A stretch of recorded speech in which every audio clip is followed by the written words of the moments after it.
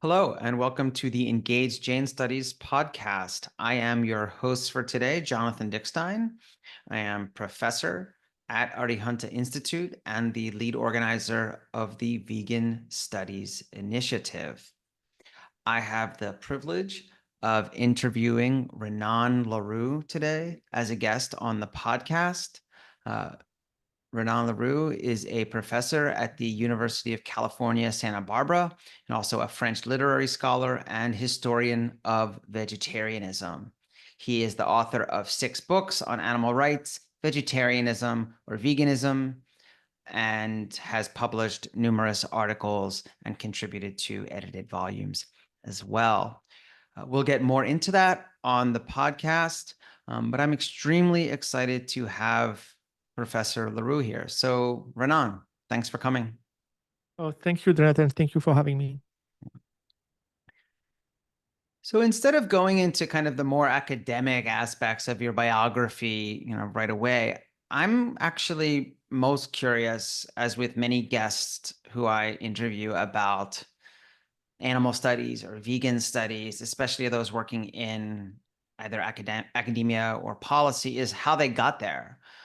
And you have a pretty unique background, at least compared to a lot of other guests who are brought up in North America. So can you speak to us a little bit about your background, where you're from, and how just kind of animals and food were even a part of that experience? Mm-hmm. Yeah, so I became a vegetarian when I was 17, not even 18. It was during the very first week of my first year of college in France, close to Paris. And I was reading a very old book, The Metamorphoses by Ovid, who is a Latin poet. And he convinced me. He was talking about animal rights, the fact it was not necessary to eat animals, and because it's not necessary, this violence is impossible to justify.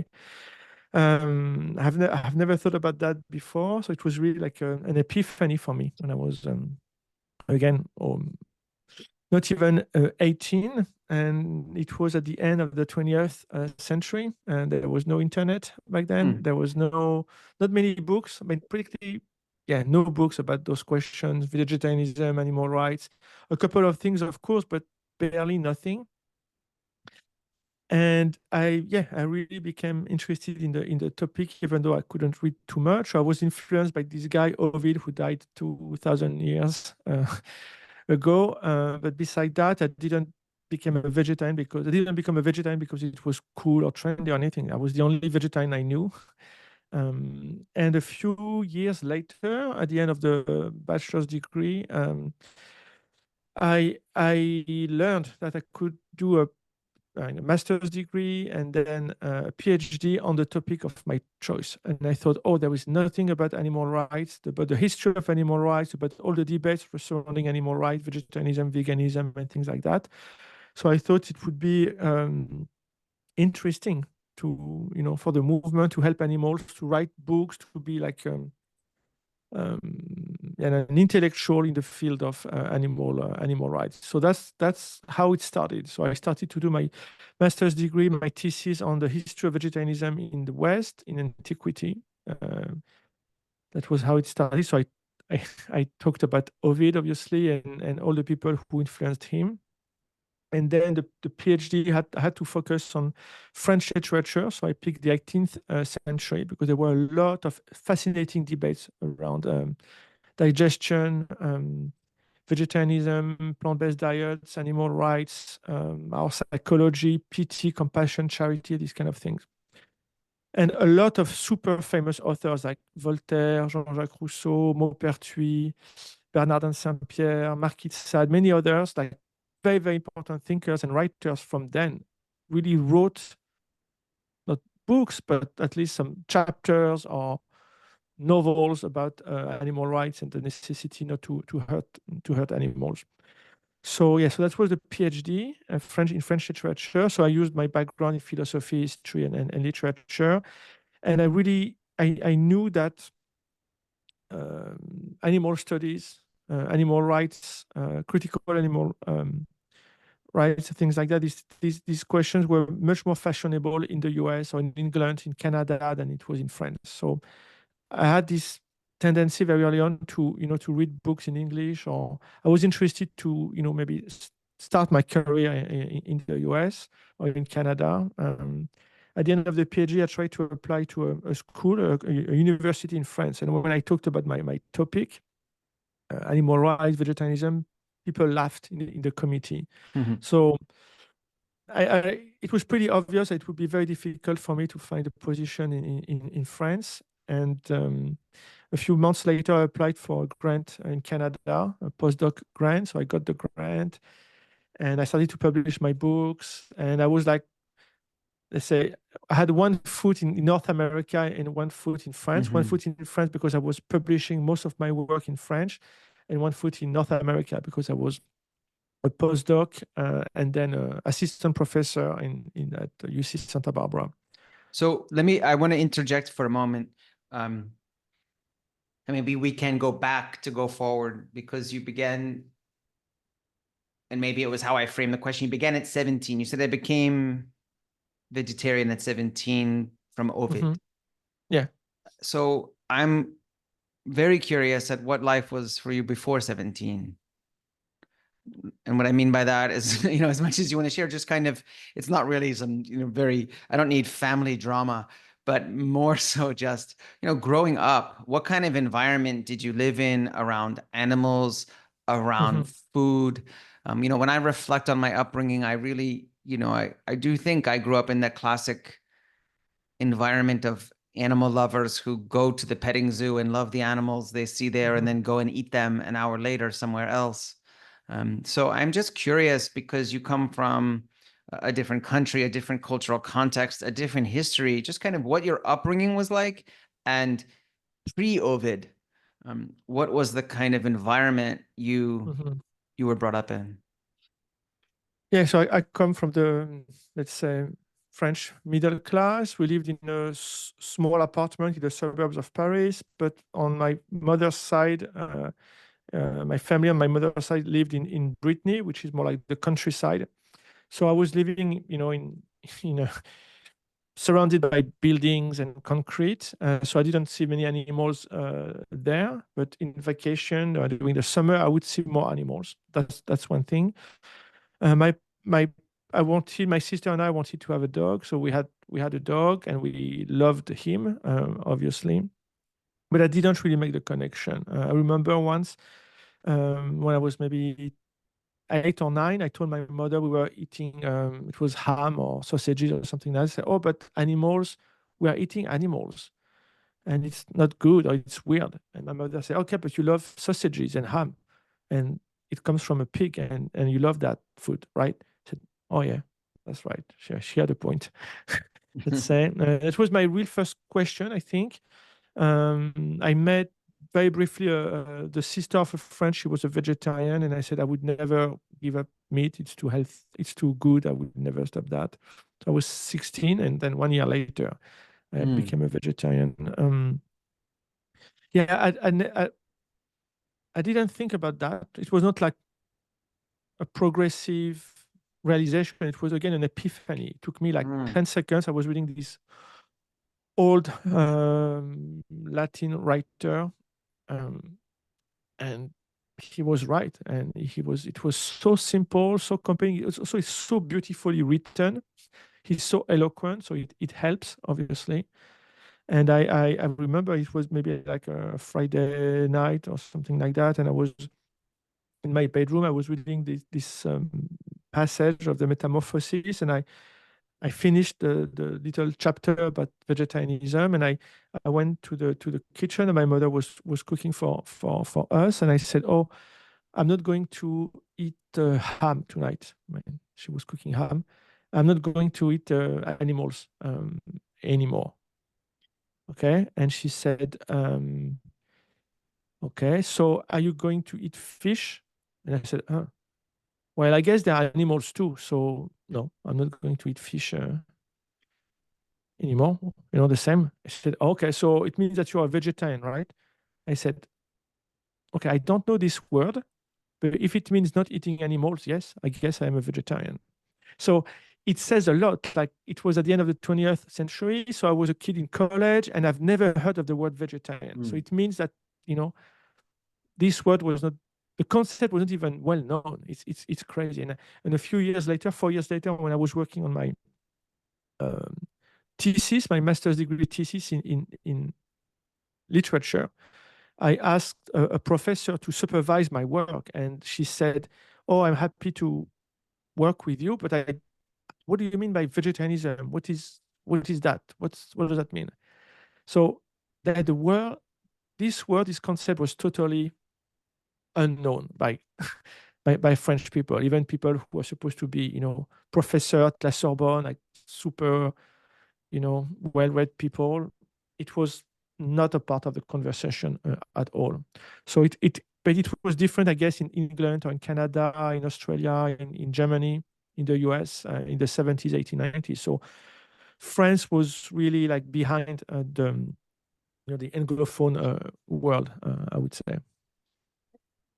I think it's also maybe indicative of, how, at least in the US, where I was brought up, it's just so large and so vast and so many different cultures and so many different levels of education and awareness. I'm sure within France you have that as well, but I, personally, I, grew up in Philadelphia, but kind of not in the city center. But I say that because I even went to college in Philadelphia and I had not met a vegetarian until Mhm. my third year of college. Now, I mean, a vegetarian that I knew was vegetarian, Okay. right? That I knew. I mean, maybe I had met others, but I just literally in my entire high school, as far as I can remember, I just don't ever remember the word being brought up, any issues being brought up whatsoever. I recall taking an introduction to philosophy class where we talked a little bit about animal ethics, but that never really um, stuck. Actually, at the time, I think Singer's Famine, Affluence, and Morality article is the one that actually affected me more, which was about giving away resources, not really about animal ethics. But it's interesting because even though counterculture movements and counter cuisine movements in the US had been happening for decades prior, and there had been lots of vegetarians where I was from, I had no idea either. So I don't know, maybe you think there were maybe like some sections in Paris at the time or certain groups in which it was more prevalent, or you're saying that even at the level of the Sorbonne and elsewhere, it just was not on anyone's No, radar. no, there were a couple of vegetarian restaurants, not that many in Paris, but just a couple. Um, but yeah, it was a small minority, and I think really something changed and helped the movement a lot. It's like internet; it changed a lot. We see, I was able to communicate with other vegetarians or vegans, through the net. I remember when I studied the master's degree, I needed information about slaughterhouses and animal welfare, and I couldn't find anything, in books or barely. And I was a part of a forum and I asked questions, so I didn't receive a lot of answers, but there was something. And through social media, especially in France, there was really a turning point. It was in the middle of it was around 2015, 2016. We have a very famous and amazing animal rights organization, L214, and they used social media. It was mainly Facebook then, but through Facebook and social media, they released footage of animals in slaughterhouses, factory farms, etc. It had a huge impact on the French public, and really the word vegan and the word anti-speciesism became famous like just in a few weeks. It was unbelievable, and this change, is due to internet and the social media. But again, I became a vegetarian in 1997. It was really the very very first months or years of the internet in France. So yeah, I was by myself, and also I was studying the history of vegetarianism. And during the 19th century, the very reason why the vegetarian society was created was to bring vegetarians together. Because when you are by yourself, it's very, very difficult to be on a vegetarian or even obviously on a vegan diet, because it's hard to find products obviously available. And the most important thing, you don't have support from your friends and family. So you feel alone. And one of the main reasons why people stop being a vegetarian or vegan is the lack of support. So this psychological dimension was extremely important during the creation of the vegetarian society. And I saw the same thing with other vegetarian organizations in Europe. We need to be together because being by yourself is too demanding psychologically and socially. I think that's a really important insight, that when you're involved in any form of beliefs or practices or organization that is counter-normative, there will be a stigmatization, there will be marginalization. And we're like humans, and it wears on us. It's fatiguing, it's Yes. isolating. Your friends, you might lose friends, and you have to find new friends, and that's never easy. Even if you're just people who are trying to find community outside of their beliefs, it's not easy. And so, I think what you're saying is what the internet did for a lot of people, but also people practicing vegetarianism or veganism, or just like really upset about what was happening to animals, and they didn't find support talking to their parents or talking to their teachers or talking to their pastors or rabbis or whoever. They found people online who said, "You're not crazy," or "You're not." Exactly. I don't even want to say crazy. You're just not necessarily wrong. You're right. You have a reason to feel this way. And I think in many ways that's still what happens nowadays, right? That's still what happens. I mean, not to talk about our program, but at Arihanta Institute, really a lot what I'm trying to do is bring people together who have like ideas, like thoughts, and to support one another while learning. And I think that's what the internet really did provide. So I guess that's a good way for me to ask. So I am really curious then, you're talking about how around, I don't know, maybe over 10 years ago or more, you started to see this upsurge in advocacy, activism, education, awareness in France. Yeah. But you've also been present in like North American communities as well, animal rights communities, vegan communities. So I'm just curious, like, what do you see as some of the biggest similarities or differences, or maybe what say the movements in France could learn about from what's happening in the US or vice versa? I mean, I'm really just trying to pick out some of these different differences in the terrain.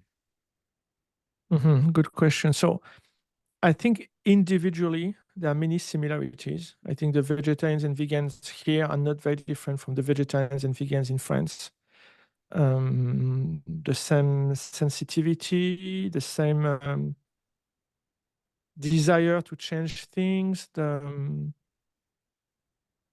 maybe the same readings as well, because of course a lot of things have been written in English, Singer, Regan, Francione, and those authors have been translated into French. Yeah, there is. Yeah, I think I don't see many differences. The philosophical tradition is kind of the same, right? The Euro-American kind of Yeah, dominantly white male, like kind of philosophical tradition we speak from is the same kind of yes, but foundation. not exact. Well, yes, but at the same time there was this big divide, as you know, between analytical philosophy, and Sure. so Hume, Locke, etc., and empirism, basically. And empirism it is very easy to, it's very compatible with animal rights or animal welfare, the concept of animal welfare. It's not the case at all with continental philosophy, who is deeply influenced by Catholicism. So that's why when I was in France during the last year of high school, you study philosophy, and I was in the humanities section, so I studied philosophy a lot. It was very intense, 8-9 hours per week for 1 year. And I remember very well, for each concept we would study, so there would be like, let's say, one concept 2 concepts per month. So history, I don't know, conscience, rationality, I don't know, anything. The teacher would start with human beings are different from animals because they have rationality, because they have language, because they can exchange things, because they can write, because they can blah blah blah. So it was obvious for French students that the starting point of any intellectual reflection is we as human beings are totally different, ontologically different from animals. And I don't think this is that strong in the US. So of course, the carnism is very strong in the US, but the way it is framed in France is if you are a vegetarian or vegan, you are anti-philosophy, basically. You don't understand philosophy. You don't understand ethics. And I think it's very, very strong. But it's changing, of course. But yeah, I think there is this, you have many, many reasons not to give up meat and dairy.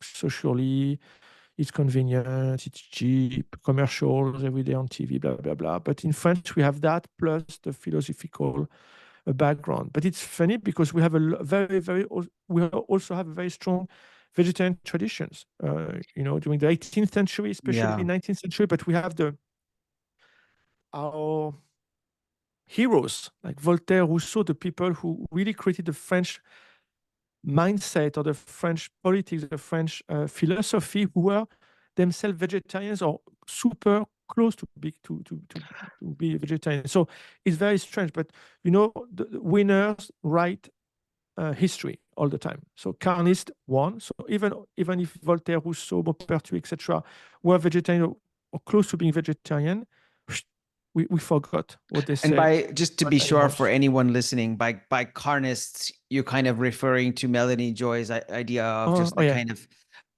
ideology that, I mean, we could go into deeper, but just that eating meat is something like normal, natural, necessary, completely unreflective, just what we should be doing.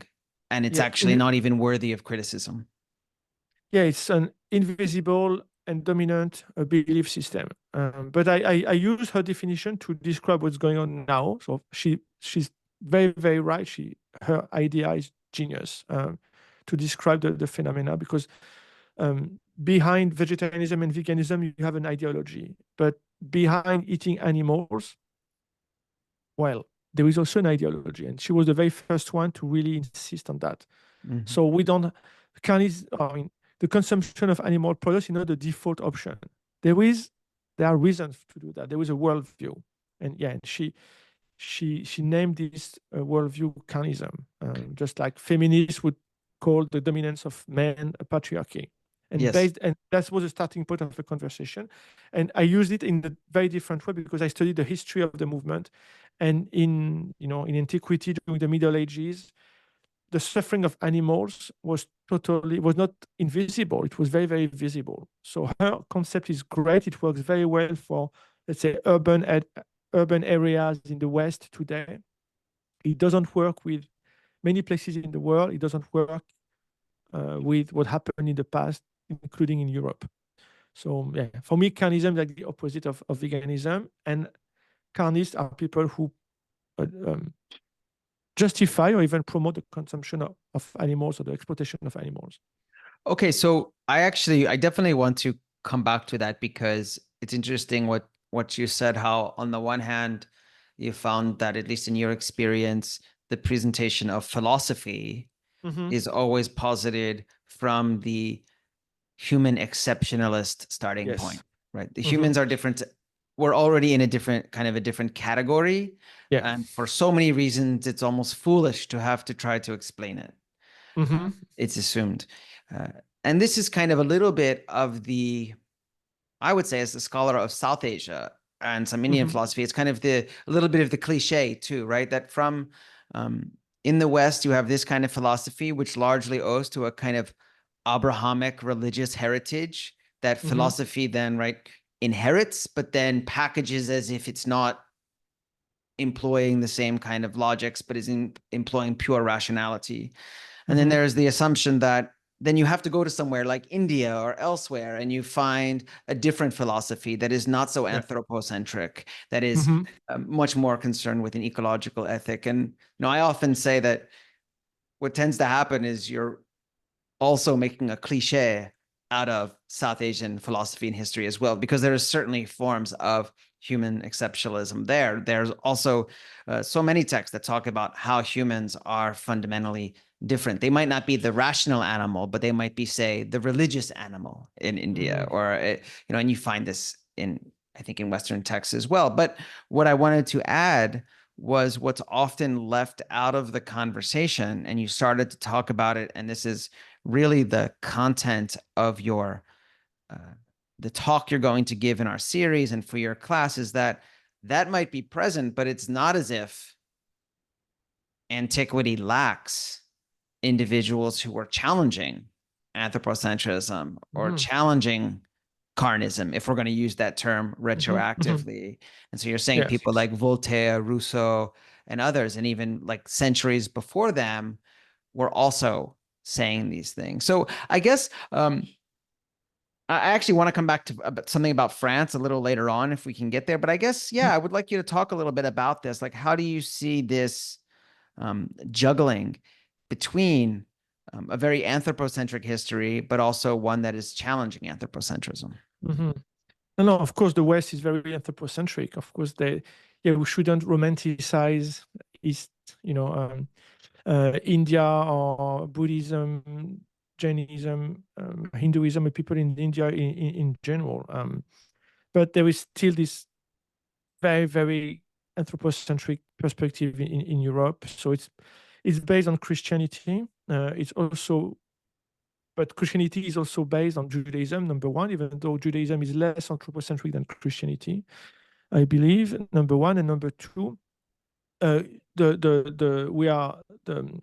European mindset or philosophy is based on philosophers as the Stoicians or Epicureans, who are clearly anthropocentric. But as you said, we have also a lot of philosophers who were vegetarian in antiquity. So Pythagoras being the epitome of the vegetarian philosopher, and he's not like a small philosopher. He's the philosopher par excellence. He's like the most famous, influential thinker in antiquity. And he was a vegetarian. He created a philosophical school, and one of the let's say conditions to get accepted is to adopt a plant-based diet or a vegetarian diet. So that's one thing. Quickly define antiquity for us, for our listeners too. When you're talking about it time-wise and region-wise, where would you be referring to, and when? Okay, so antiquity, let's say, starts 800 years before the Common Era. That's when Homer wrote the Odyssey and the Iliad. So basically, Homer is like the starting point of antiquity. His two poems are the first literary texts in Greek, and that's how we officially, we see the dawn of the Western thought until the 4th or 5th century of our era, when the Roman Empire collapsed. So antiquity lasted, let's say, 13th century, something like that. And it started with Homer, and a few centuries after Homer, we have Pythagoras and the beginning of the what we call the Greek miracle, when we had so many influential thinkers. So in history, in philosophy, in logic, mathematics, but also medicine. And those thinkers really use reason as a way to build a new set of knowledge. And Pythagoras influenced Plato, for instance. So Plato, Socrates, Aristotle, they are the three most famous philosophers of during this Greek miracle of the 5th century BC, 4th century BC. But during the 7th century BC, Pythagoras was the absolute reference. So him and Pythagoras and others started to write about that. Were also Empedocles, who wrote beautiful things in favor of animals, and all his disciples really promoted this diet. And that's what interested me the most in my work. I was interested in all the debates around vegetarianism. So you have people like Pythagoras, Empedocles, Ovid, obviously, Porphyry a little bit later, Plutarch, Seneca, and a couple of others who were in favor of animal rights, who talked about that. And you have a backlash from, let's say, traditional philosophers who defended the status quo, who defended the Roman or Greek religion, who defended the gods and goddesses. I mean, that is the way we depicted them. And on the other side, Pythagoras and his disciples would say, no, no, no, no, you don't respect the gods when you kill an animal, when you sacrifice them. It's not, a sacred act. It's pretty much the opposite. When you are killing an animal, and even when you do it in the name of the gods, it's not a positive thing. It's something awful. It's unethical. It's violent, and saying that the gods want that. It's just it's just a fraud. It's just extremely dangerous to involve the gods in such a barbaric behavior. So you can imagine all the debates back then, because the blood sacrifice especially was like the most important moment in the social life in Greece and Rome. The whole city would gather, would see these big animals. There would be music. Young ladies would accompany the bulls or the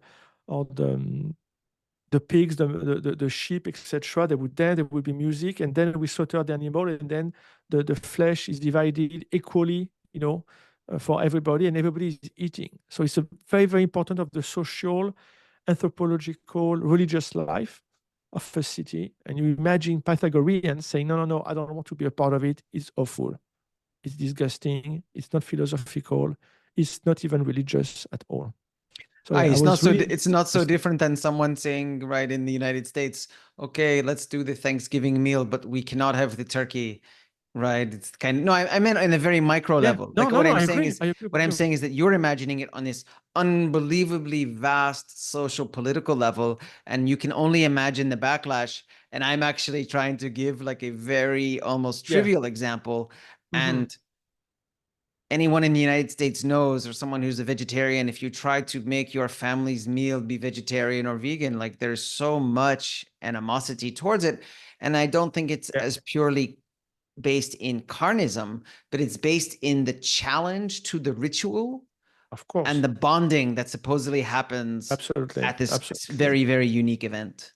Yeah, don't only you don't belong to this ritual, but you criticize it from outside, and you make everybody participating guilty, or you want to make, so it was very, very difficult. So of course there was a big backlash, and it was funny, for like 50, 60 years, there was a very common theme in Greek comedies. Like it was vegetarianism. So you would have like a vegetarian character on stage being ridiculed by all the other people, It was very common. So we have the Pythagorean woman, and other plays like that. It was the title. And yeah, everybody would, let's say, make fun of, bully the vegetarian on stage. And it was very, very funny, because again, they were like the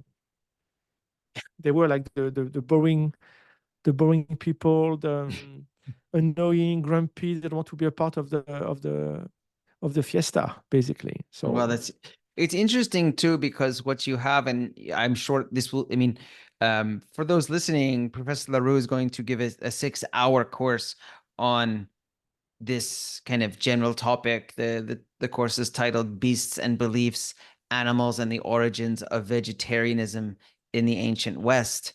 And part of it, and I know the reason why I'm interested as well, is its analogy in India is this relationship to the challenge to sacrifice, which then becomes a challenge to kind of consumption of meat at all, or animals at all, which we kind of view them together, but they are distinct, because at least in, say, the Indian tradition, sometimes there's criticisms against the casual consumption of killing and eating animals, but there are exceptional circumstances, such as in sacrifices, that are permitted.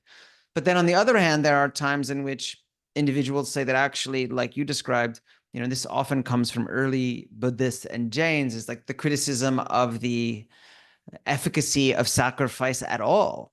And hence now we're actually killing animals for no good reason whatsoever.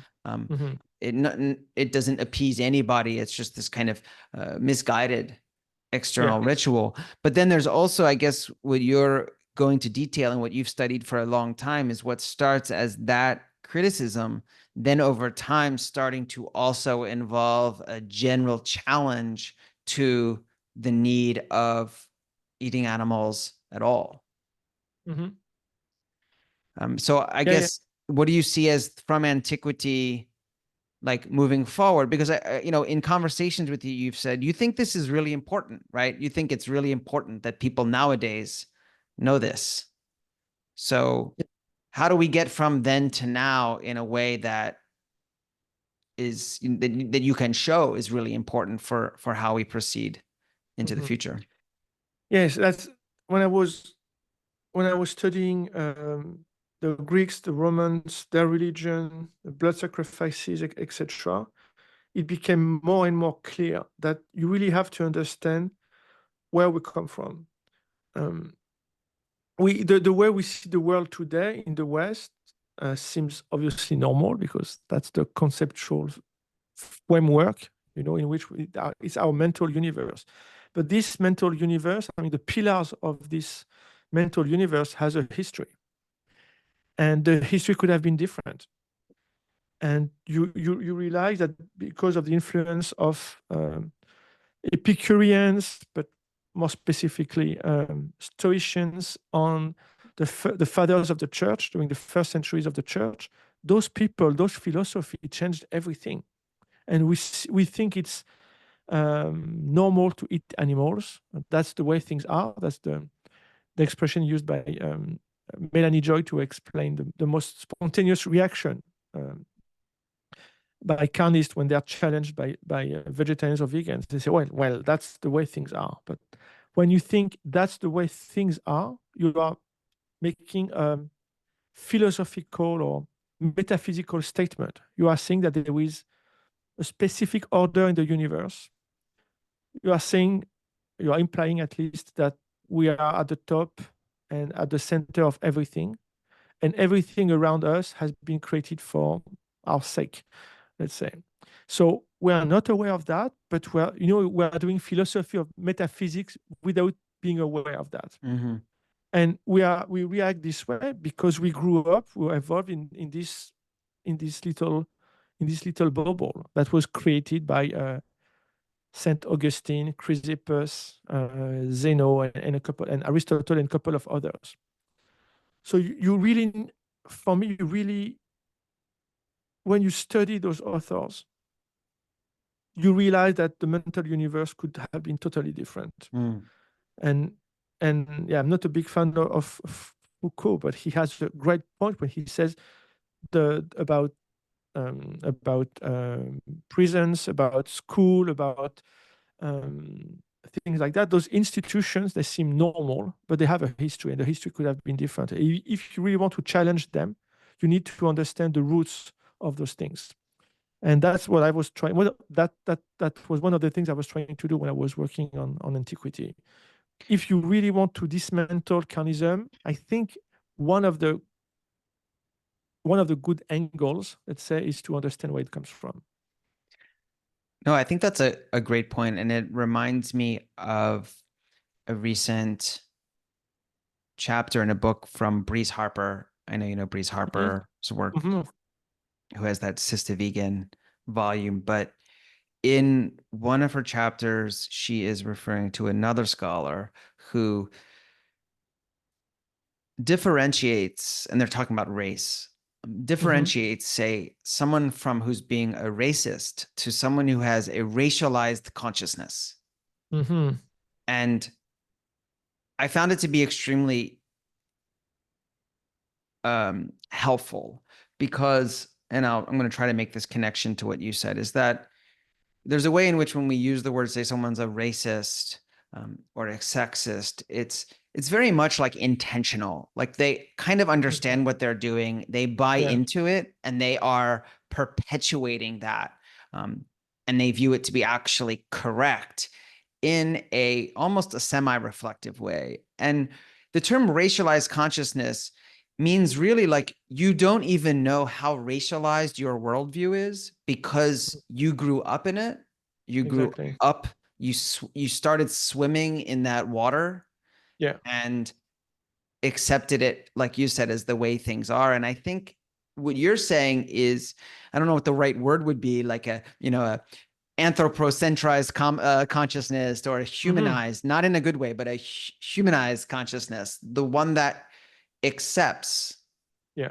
human exceptionalism, accepts anthropocentrism, accepts human domination of other species, just as the way things are, Yeah. but does so in a way that doesn't even seem the contradiction when they also profess that we should be kind to animals or express compassion to animals. It's like there's no contradiction because you can't contradict the water. Yeah. Like you can't Exactly. contradict reality. They have to be reconcilable if one of them is a metaphysical claim. And Hmm. I think that's kind of what you're saying, is that Yeah. in your work, and maybe please correct me if I'm wrong or talk about it differently, you're trying to highlight this very specific kind of Euro humanization of consciousness that Oh, exactly. Yeah. that But the yeah. dictates how we treat animals. Yeah, exactly. And there is something even more. So you can be a racist, you can have a racialized approach, a racialized Racialized consciousness. consciousness. But when it comes to meat and animals, you do it actively every Mm, 3 times per day. So I don't know how racists think, but they might not think about racism 3 times per day. I don't know. They think about racism twice per week. I don't know. But when you are a meat eater, 3 times per day or twice per day, you actively embody your ideology. So when you want to change people's mind when it comes to animal rights, you also have to change their habits. So it's even more difficult, I would say, because you have to change your ideas, your ideology, and also your way of living. And it makes the work even more challenging, mm, I believe. And people don't want to change their habits. They just don't want that. They just don't want that. They like we are animals with strong habits, and losing our habits would mean we are losing our identity. It's extremely personal, and there is this strong reaction to veganism. Let's say, I mm. think people see vegans are people who want to limit not only their liberty but who want to um, dictate what I should do. And there is, I think that's one of them. They disagree with the ideology, and they don't want others to impose anything on their life, on their choices, etc. Yeah, I think that's a very important. I mean, it's very rich what you're speaking to, because I think there are elements of, yeah, questions about freedom, capitalism, consumerism, identity, personality formation, really complicated. But I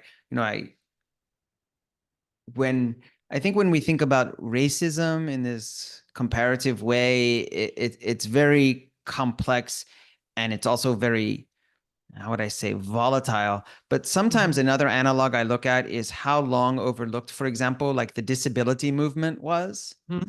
in Europe and the United States. And, if you truly go out into the world and realize how hostile it is to people with disabilities, especially physical disabilities, right? Like our Hmm. infrastructures, the way that streets work, elevators, stairs, Yeah. curbs, like you just walk around and you say to yourself, like, this is a city, right? This is how human beings operate in the world, and we have Yeah. spent many years constructing them. But then when you take the step back and you realize actually they've been constructed Hmm. only for a specific kind of human being, and the Hmm. kind of human being that we have dictated as being the one worthy of considering, Hmm. then I start to realize how deep ableism runs, Yeah. and Yeah. that most people never even consider it, and that when we try to rectify the situation, it's viewed as an imposition on the able-bodied people. Like, right, Yeah, there's this phrase that says, when you're used to privilege, of course. fairness feels oppressive, Hmm. right? And so I think Yeah. what you're saying is that, like, we might seem like we're just talking about these old philosophers, but Hmm. these philosophers have pretty much dictated education in the West for Exactly. Yeah. centuries. Yeah. It was like a meme or something I saw a few years ago. Uh, it was like two characters complaining because vegans want to impose their lifestyle on others, and in the background you had a huge advertisement for hamburgers or meat or something like that. So yeah, yeah. So all the commercials on TV for McDonald's, I don't know, Taco Bells, etc., pizza with pepperoni, it's all the time everywhere. But the vegan, let's say, propaganda is received with such a reluctance or aggressivity. And also something else that there was also when you said about ableism, the way people react. So they have this reaction, this reactance actually against people who wants to reshape the city at least a little bit to make it more inclusive for people who cannot walk, let's say. But I think a lot of meat eaters who are not evil people, obviously, they tend to see vegans and the vegan ideology as something violent because they do something. They want to hurt their feelings, making them think about animal suffering. Number one, and they want also to change their daily habits, and they see it as something violent. Um, Extremely intrusive, extremely intrusive. Hence the strong reaction. And I guess from a lot of let's say meat eaters or average meat eaters, the vegan the vegan movement is something hostile, Hmm. and that's something I think vegans don't really understand because of course they do it for peace. They do it for ethical reasons, and they don't.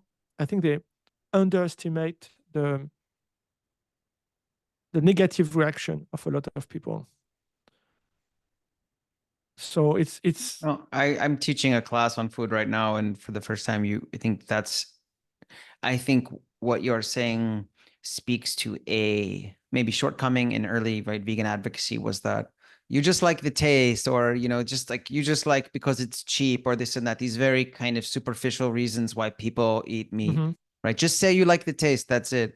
That's Yeah, part of it. But what you're saying is, food is just so much deeper. It just yeah, is so oh yeah, symbolic. It's so essential. It's about not just physiologically, socially, emotionally, yeah. romantically. Of course, it makes you happy Yeah. when you are sad. When your boyfriend or girlfriend dumps you, you eat ice cream, you eat sugar, Mm. you don't feel good, you eat hamburgers with your friends because that's the food you ate with them when you were a teenager.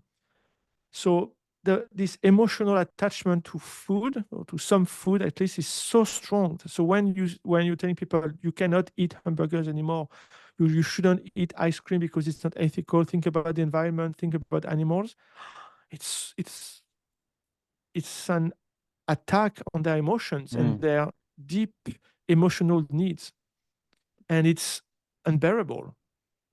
I am sad, food make me happy, at least for a few minutes. um, and there was also this debate in France about barbecue and meat as a masculine let's say symbol. And I was talking about that with a friend of mine. So he's a philosopher, he's not vegetarian or vegan, but he's interested in the topic, and his family was very very poor. He come really from, her parents were immigrants from Spain, and yeah, they were workers. It was very tough for them, and for them when he was a teen, my friend was a teenager. The only moment of joy was on the Sunday with their friends eating the barbecue, and then now he would hear people, rich white people on the left, telling them that barbecue is bad, it's a symbol of toxic masculinity, And basically, that don't deprive me from the only joy I can have during the week. You rich people, vegan, living in beautiful areas, you are well educated, you make a lot of money, and you are telling me, that I am a piece of shit, basically, Give because I me do your that. money in your fancy food store and I will do what you're doing, And basically leave me alone. Yeah. Leave me alone. Yeah. No, I think that's true. I think that's also a very key topic, but I think the point that you're speaking to, and I want to connect this to one last question before we wrap up, is what you're connecting to is I think this really emphasis that needs to happen in conversations to listen to people and how much it's a part of their background, their upbringing, it's important to them, and to make others feel heard. They're feeling attacked. Yeah. And if they don't feel heard or listened to or respected, it's not going to help anything No, either I aspects of know. the conversation. And to be compassionate to that is not to dilute your values or dilute your arguments. It's actually to treat other human beings like human beings. Right. And so I guess in the last way, I kind of want to pivot. I mean, I feel like we could talk for hours, but you taught the first vegan studies class kind of proper at UCSB, right, in 2016. And we are doing a vegan studies program at Arihanta. So I guess the last question I would ask is, what role do you think vegan studies, whether it's an online platform or in the university, kind of in 2024, what its role is and what kind of approach you think would really be helpful? It's really a big question, but I want you to kind of share some of your vision in the answer. Okay, so number one, it's an interesting field. So if you are interested in anthropology, philosophy, religious studies, etc., you can be interested in vegan studies, number one. And number two, I think it can help a lot of people in the movement to understand a little bit what is at stake with their way of life, with their philosophy. Usually, we tend to underestimate all the consequences our philosophy has in many fields. So we just talked about psychology, but you can talk about sociology, religion, classism. You can talk about nutrition, paleoanthropology. There are so many things. It's so much more than just eating meat or regular meat or Beyond Meat. It's so much more than that. And I think it's absolutely fascinating for people already interested in the movement. But even though you're not a vegetarian or vegan yourself, you can learn a lot. And the class I'm teaching on every year on veganism, I hope it's interesting for vegans and non-vegans because the topic is fascinating. The topic is fascinating per se. You don't have to be a vegan to take my class. You don't need to be a vegan to understand the origin of carnism in the West, the way other cultures see animals in a different way, the consequences on your body if you stop eating meat, on the environment, etc. It's just a fascinating topic per se. And if you are an activist yourself, you understand a little bit more better what is at stake, and you can also understand better the reaction of people who eat meat and who don't want to give up their food habits. That's I think an interesting point. You let's not demonize, let's say, meat eaters.